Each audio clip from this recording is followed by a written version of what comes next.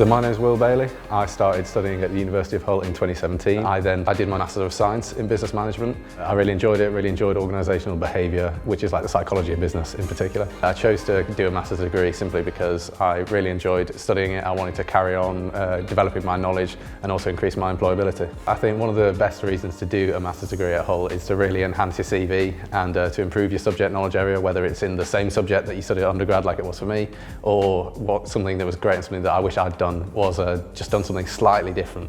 So sort of gaining that wider knowledge that you can then use in your career.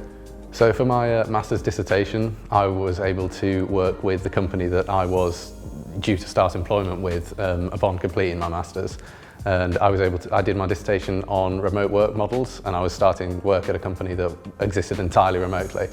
So they were really supportive and basically acted as, my interviewees for my qualitative research. So my favourite part of the course was, for one of the modules, we got an opportunity to work with a real life business, which is something that I think is absolutely crucial for loads of areas of academia, but especially these business centre degrees. So we worked with this sports and exercise equipment retailer, like a digital retailer, and we wrote a blog post as part of that. Mine was shortlisted. I didn't win overall, but it was good to know that the business did actually really like what I'd written.